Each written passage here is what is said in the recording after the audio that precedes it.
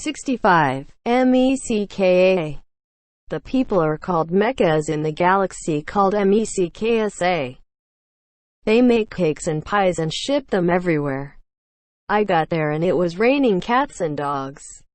It never fails. No matter where I go, there is something that happens as I get there. If it is not raining, it is snowing, or the fog is so thick you could cut it with a knife. No matter what it is, I have to endure it. I am a reporter. I can do anything to get a story. Almost anything, that is. While I was here in my room at the hotel, the phone rang and it was my wife Jane, and she wondered when I was coming home. I said I will be home on Friday. It is only Wednesday. She said she could not wait until I get home because all the kids miss me, and she said that she missed me too. I said, well, find someone that will take care of the kids and come down here. She said that was a good idea. Then she hung up. I went, why did I say that anyway? She will be done in no time and I am really tired. I got undressed and went to bed. When I woke up in the morning, she was laying beside me, sound asleep. I got up and went to the bathroom, and when I came back she said, get back in, honey. I have to go to report on what is going on outside the hotel, not inside. She goes, for right now you will report on what is going on in your bedroom. She got undressed and then she grabbed me and took all my clothes off, and then she pulled me on to the bed. She started to kiss me, and then when we got up later, she said, can I go with you today? I said sure, it would be nice to have someone with me for a change. We both got dressed and went downstairs. When we got outside, I called for a taxi and one stopped. We got in the cab and the cabbie said, where to, Mac? I said, let's go for a ride around the city for a while and tell me something about this place. The taxi driver said, this is the first time anyone ever asked my opinion about anything before. I said, well, it is about time. Jane said, what is that over there? The taxi driver said, it is the place where they make the pies. I said, the pies? What kind of pies? The taxi driver said, all kinds of pies. They make 500 pies a day and send them out to all the planets. I said, that sounds like a place I would like to stop and take a bit out of. So this is the place where all the pies are made? Jane said, take us to the place where they sell the pies. The taxi driver said, right away, ma'am. The taxi driver turned around and went back the way he came. As we drove back the same way we went, I said, where is this place anyway? The taxi driver said nothing as he turned onto a side street. He pulled over and said, this is the place you wanted to go. He pointed at a little store across the street where we parked. We got out and I said, wait right here, we will be right back. The taxi driver just nodded. When we got to the store, we both looked inside and there were boxes and boxes of pies. We opened the door and went inside. The lady behind the counter said, what kind of pie are we looking for today? I said, I would like a pumpkin pie, and what would you like to have, honey? She said, I would like the same. The lady went out back and then she brought back these two big boxes and set them on the counter. I said, what is in the boxes? The lady behind the counter said, these are your pies that you wanted. I said, okay, how much? She said, that will be $2 total. I paid the woman behind the counter and we picked up the pies and we went back to the cab. As we were getting in the cab driver said, what is in the boxes? I said, it is supposed to be pumpkin pies. The driver said, you asked for 2 pumpkin pies, didn't you? I said, yes. The driver took the boxes and went back in the pie store and came back out with 2 smaller boxes. He said as he passed the boxes to me, they gave you the wrong pies. Those pies are for my boss and they thought we were here to pick them up. I said, thanks for knowing the difference. The taxi driver said, no problem. Where to now, Mac? I said, just to show us some more of the city. The taxi driver said, on our way. The taxi driver showed us all over the city, and when we got back to the hotel we were both tired. I said, "Hun, go up to the room and I will order some dinner for us." She said, "That will be nice." I walked up to the front desk and said, "Can you send us up some dinner?" The guy behind the counter said, "Sure, and I know what you like." I said, "Make that too." He said, "No problem." I left the front desk and went to our room. When I got there she was in the shower. I got ready to take mine. Just as I got done getting undressed and ready for my shower, she was out and I went in. Just as I got out of the shower there was a knock on the door. Jane answered it and she said, "Dinner is ready and get out here while it is hot." I said, "I will be right there." I got dressed and when I got out there she was already eating. I guess she was hungry and I know I am. I sat down and I said, "Well, save me some."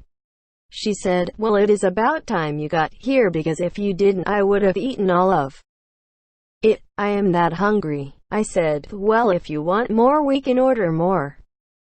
She said, "You'd better order 2 more meals right away." I got up and picked up the phone and ordered 2 more meals. I got back to the table and almost all of my food was gone. I guess she is hungry. I will make sure she gets fed more, or I will not have anything to eat myself. There was a knock on the door and Jane jumped up and got to the door in a flash. She grabbed the tray and slammed the door in the guy's face. Boy, I wish I knew that she was hungry. I would have stopped and got her something to eat. I said, "Boy, why didn't you say you was hungry all day?" She said, "I was having too much fun and I did not realize we did not eat all day. So I am making up for it right now." After we ate she was so full she sit in the chair and she keeps saying over and over, "I ate too much, I ate too much."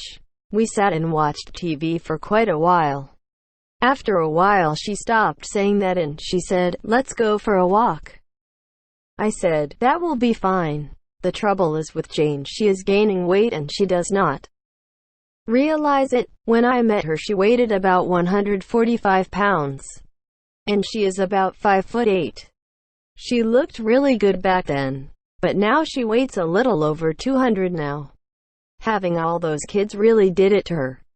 As we walked she got tired so we sat down on one of the benches. Then to top it off she reached in her pocket and pulled out a pack of cigs and lit one.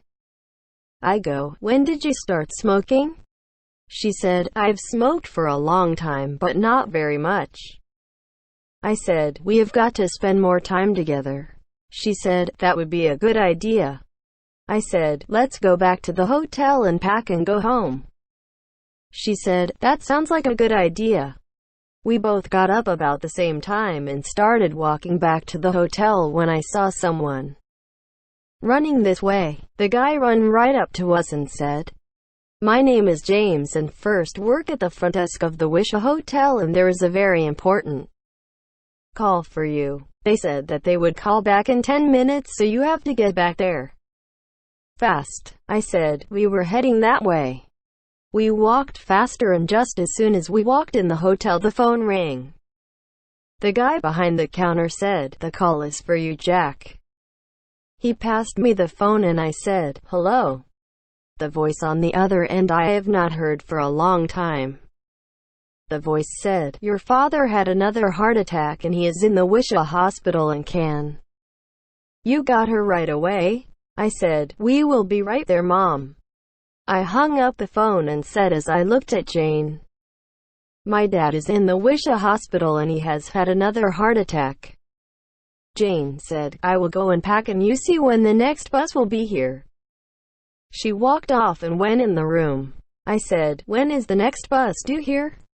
James said, "The next bus is due here in 30 minutes. I said, "Make sure the bus driver knows that we have to be on Wisha right away." He said, "Right away, Jack." I went toward the room and Jane come out with all the bags in. Said, "When is the next bus?" I said, "We have time because the next bus will be in 25 minutes. She said, "Then we have time to pack things right." I just threw everything in the bags. We went back in the room and repacked. By then it was time to leave. We picked up the bags, and when we got to the front desk, James said, "The bus driver knows and everything is set up so you will be on Wisha in 1 hour." I said, "Thank you for all of your help," and I passed him a 20. James was floored because first, I've never done that before to him, that is. He is new here, but he is doing a good job as far as I can see. I have been here before, but it was only for 1 hour, so I did not stay in the room very long. We walked down to the space bus station, and just as we got there, the space bus got there. They unloaded and reloaded all the things they had to do in record time. They are usually here for half an hour, but this time it only took them 10 minutes. The captain said, "We are ready to go, Jack." Then he looked at one of the guys standing there and said, "Get their luggage and take them to his room." The guy grabbed all the luggage at once, and we followed him to my room. Once we got there, he opened the door and we went in. He sat down the luggage and I gave him a 5. He said, "Thank you, sir." I said, "Boy, what is your name and how long have you been working for the Wisha Space Bus Service?" The boy said, "My name is Tom and I have been here only for 1 month, sir." I said, "Then, who do you think I am?" The boy said, "I don't know." I said, "My name is Jack Wisha." The boy said, "You are Jack Wisha. I have heard a lot about you, and boy, you are the best news reporter there ever was or ever will be." I said, "But I am also the owner of everything that has the name Wisha on it." The boy just looked at me and then said, "You are the Jack Wisha, the owner and a news reporter." I said, "Did that surprise you?" Tom just looked at me and said, "Are you going to fire me?" I said, "No, Tom, but I like to know who is working for me, and if you need anything that I can help you with, just come and ask me." Tom looked surprised and just walked off, and I think he could not even speak for a while. By then the space bus was halfway to Wisha. When we got to Wisha and we were about to land, I could see many people waiting for the bus to land. When the bus landed, when we got out, there were all the kids and my mother there to meet us. We jumped in the cars and went to the hospital. Just as we got to the hospital, the doctors said, "Your father is going to be alright. If he got here just 10 minutes later than he did, he would have died." I said, "I am glad the hospital is close to home. When can I see him?" "You can go in now, but don't stay very long." I followed the doctor to the room where he was in. Just as I walked in, Dad said, "Well, is this the only way I can see you these days?" I said, "No, Dad. Me and Jane have really talked about this, and I am done going on the road, and I am going to stay in the office now, and I am going to let the new reporters go on the road. I am getting too old for this anyway." Dad said, "Now you see why I stayed in the office and let all the new reporters go on the road. Now don't you?" I said, "I want you to get better so we can go and play some pool." Dad said, "I can beat you at that."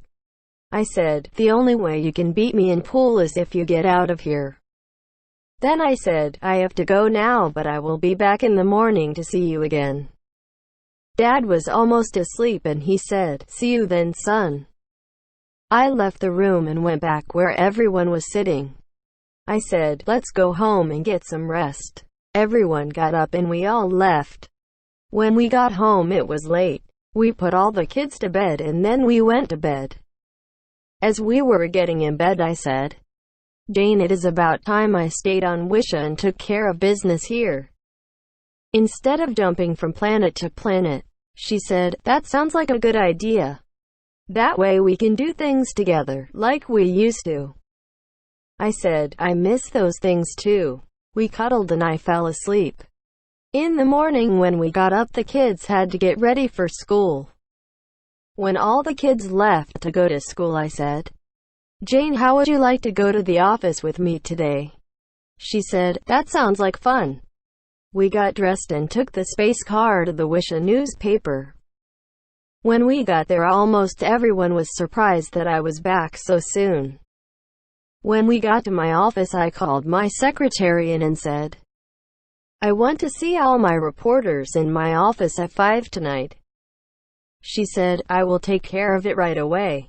I said, thank you. When she left the room, I said to Jane, what do you think about my office? She looked around and said, where is the room that we used to stay in?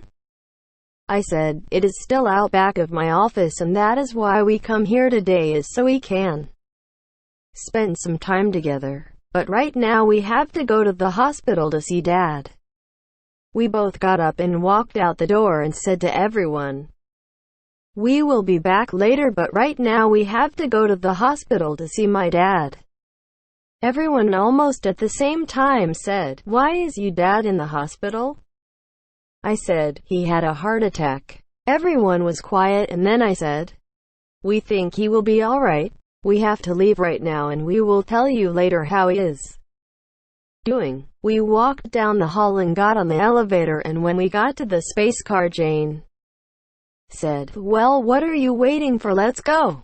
We jumped in the car and away we went. We landed and got out of the car and went straight to his room. When we got to my dad's room, it was empty. I went to the front desk and said, where is John Wisha? He went home almost 2 hours ago. I said, well, I guess he is alright. We walked fast back to the car and headed toward Mom and Dad's house. When we got there, Mom met us at the door and she said, he wanted to come home, but the doctor said it was too early, but with his meds the doctor said he should fully recover. Fade out. The end. Done by Wisha.